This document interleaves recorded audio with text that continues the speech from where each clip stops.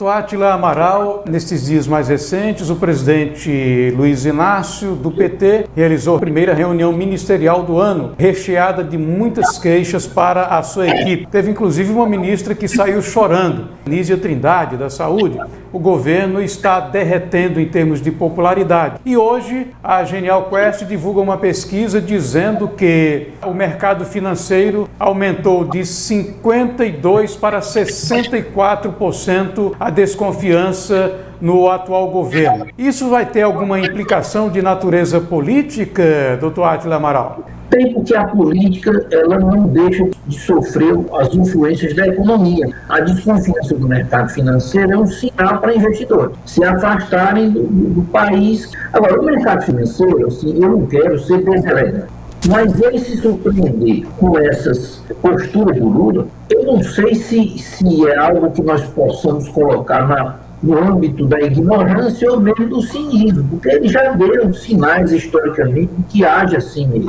Ele age dentro de uma visão mais clássica do petismo. O petismo, naquela primeira gestão do Lula, como ele não era muito poderoso ainda, já tinha uma presença sindical muito grande na esfera federal, mas aí quando ele controlou a máquina, ele, naquele primeiro momento, teve que negociar e as coisas andaram um pouco melhor. Mas quando o PT se assenhoriou do poder, ele sempre agiu uma direção parecida com essa que o Lula tem atualmente. A surpresa em si já é uma coisa estranha, né? Porque essas consultorias são caríssimas. E se eu fizesse esse serviço por metade do preço, Ivan, eles estariam numa situação muito melhor. Porque é só se você não quiser ver o óbvio, né? Eles têm uma visão excessivamente intervencionista da economia, tem uma prática com as estatais que já tem referências muito claras, né? Que já deu muito problema. A questão é que essa confluência dos interesses midiáticos com o governo e juntamente com o Supremo cria um certo conforto para o governo fazer o que ele quer.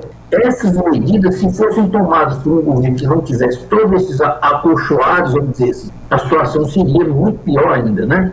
A popularidade vem caindo, mas pelo que ele já fez, era para ter caído muito mais, entendeu? Se ele não tivesse esses colchões todos, se ele não tivesse o controle de tantos sindicatos, se os setores pensantes não fossem tão ligados a eles, em especial no mundo universitário. Então, no fundo, a situação, pelo que vem sendo feito e pelo que se promete, né? Porque a situação de gasto poderá ter implicações a médio prazo. Nós não temos ainda um relatório detalhado desses 3 meses, mas seguramente é muito gasto. E aí, quando acabar a hora de, vamos dizer, quando o governo perder a capacidade de fazer esse toma lá da cá, aí vai ficar difícil para ele, entendeu? Ele sustenta uma certa impopularidade enquanto ele está controlando o legislativo, né? Que ele tem sempre a esperança de que, se houver algum problema no legislativo, ele judicializa, ele vai para o judiciário. E lá a situação é mais favorável. Mas, assim, é perigoso para o governo, de qualquer forma, porque o país está muito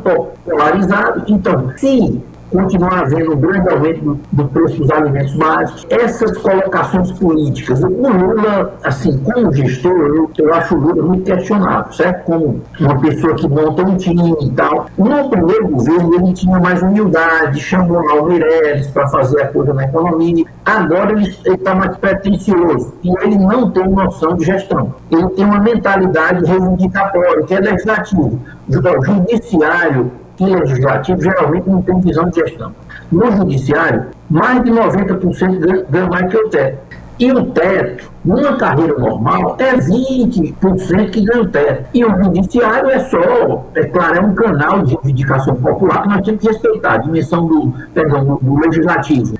Ele canaliza os interesses da população, quer resolver. Agora, só que o avanço do legislativo no orçamento está tão grande que o poder que arrecada e que tem a função específica de realmente conduzir as obras, as questões de infraestrutura, fica sem a capacidade de fazer, que é exatamente o executivo, que é um poder que tem mais funcionário. Você já pensou se você transferisse esses aumentos do judiciário, o padrão salarial do judiciário para o executivo, para isso quebrava, que é um número de funcionários muito maior, entendeu? Então o Lula não é um bom gestor, ele está fazendo aquele jogo da terceirização, mas não é essa terceirização normal, não.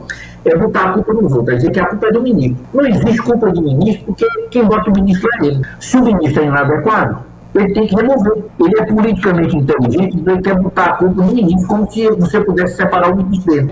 A ministra Nízia Trindade, ela saiu chorando da reunião. Esse fato coloca o governo, especialmente o presidente Lula, numa situação complicada. Já foram 2 mulheres que saíram do governo. Qual a repercussão disso? Esse tipo de situação cria uma atmosfera emocional que desloca a discussão do real problema. O real problema é o seguinte: existe a questão da saúde. O Japão dispunha até de vacinas respeitáveis. Você se lembra da deusa ciência, que dizia que todo mundo tinha que tomar toda vacina, que era melhor tomar qualquer vacina do que não tomar nenhuma? Essa deusa agora ela não está mais falando. Ninguém está mais disputando ela. Então, se tem uma vacina disponível, o Brasil não é um país ultra rico, mas poderia comprar essa vacina de dengue, que já é uma vacina já que se consolidou, e atender às exigências da população, às necessidades da população. Acontece que não tem mídia falando, de primeiro qualquer morte era Covid, você se lembra? Parece que não tinha mais bem, não tinha mais nada, era tudo Covid, que era para exatamente... E é uma situação paradoxal, porque tiraram as atribuições constitucionais do Bolsonaro para tomar decisão, foi dele para os estados e municípios, e depois queriam fazer dele o culpado. Ora, se ele não é o responsável, essas outras instâncias é que tem que tomar, entendeu? Como, na verdade, está acontecendo um problema sério de saúde que nós estamos solucionando, né? Porque se ela é tão má assim, por que ele não substitui logo? Isso aí é jogo de cima do petismo. O Lula não está mais preocupado com popularidade.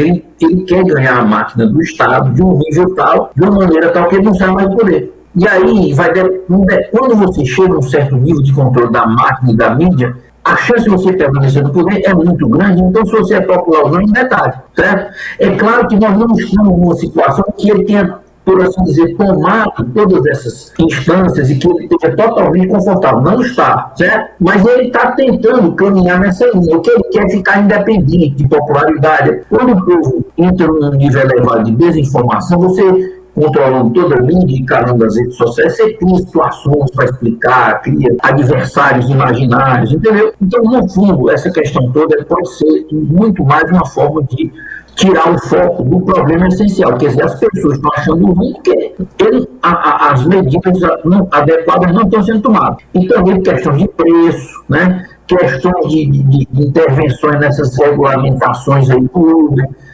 que geram uma incerteza muito grande, entendeu? Eu não estou dizendo que essas coisas não possam ser maduramente discutidas, mas do jeito que ele coloca as coisas, como ele se sente o dono da situação, ele coloca tudo isso de uma maneira que parece que é obrigatório, tem que ser uma imposição. E aí isso pode gerar no próprio legislativo. Qual é o problema da popularidade? É que se a popularidade dele cai muito mais além do que está, o legislativo, os deputados começam a se afastar dele, entendeu? Porque eles são candidatos. E aí eles, por exemplo, o Boulos, né? O Boulos, se o Lula começa a perder... Claro que o Boulos, eu estou falando que é uma candidatura ao executivo, mas eu estou dizendo que todo aquele apoio de deputado, de vereador, quando o sujeito começa, a popularidade começa a cair, o sujeito começa a se afastar, porque não existe essa fidelidade. Se até no Mato Grosso o sujeito promete a fidelidade até que a morte separe, não é possível. Imagina a política, que é uma coisa muito mais efêmera. Eu tinha até um amigo que dizia que ele tinha um amigo do Centrão, ele conversou com esse amigo e disse: nós somos fiéis, nós vamos com o sujeito até a cova e controlamos e ajudamos a viúva. Agora ninguém vai procurar com o cara não, porque aí ele vai, entendeu? É por aí.